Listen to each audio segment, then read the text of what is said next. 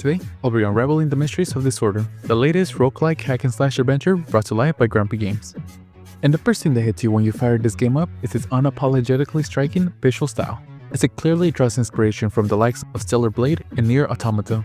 The game boasts its futuristic cyberpunk aesthetic, and the protagonist is undeniably captivating, and the world she inhabits feels sterile yet eerie.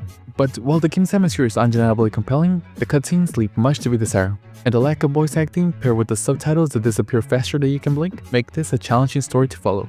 And it feels like Grumpy Games wanted to create an immersive narrative experience, unfortunately falls short of execution. And for a game with the nice striking visual, I expected the narrative delivery to carry similar weight, but unfortunately, as it was made by two people, it unfortunately feels rushed and unpolished. Moving on to the story, or at least what little there could be to piece it together. The premise seems to involve the protagonist dealing with a traumatic event at a shopping mall, which plunges her into a virtual roguelike world where death is a constant companion, and each time she dies, she respawns but loses all upgrades, a classic roguelike mechanic. But the problem here is the way the story is presented, with subtitles that vanish before you can fully read them, cutscenes that lack proper pacing, and no voice acting to ground you into the narrative. The story feels like an afterthought, and the developers have unfortunately created a world that visually begs for more context, and they've just left us stranded in sea with unanswered questions. For a game with such a heavy Nier Automata vibe, you would expect a richer, more engaging story, but sadly, that is not here. Now moving on to what I personally think matters the most, the gameplay.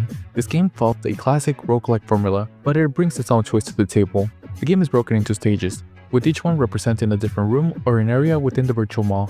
And completing stages earns you temporary upgrades like health boost, increased damage, or flashy new abilities.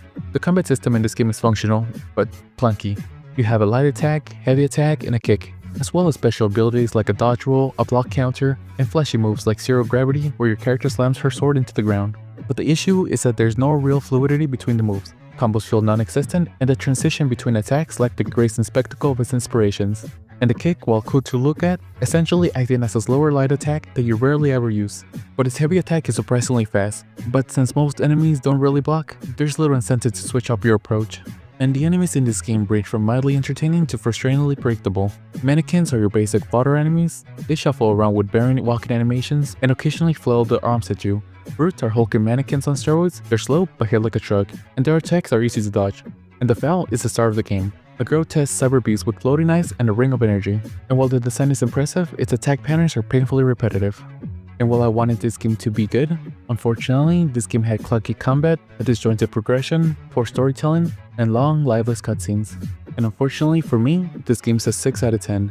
It's not completely terrible, but it's hard to recommend to any of you, even to you die-hard roguelike fans. If you bought it and played it, did you like it? Would you recommend it? Let us know in the comments. Thank you for watching till the end. Don't forget to like, comment, share, and subscribe, and have a great day.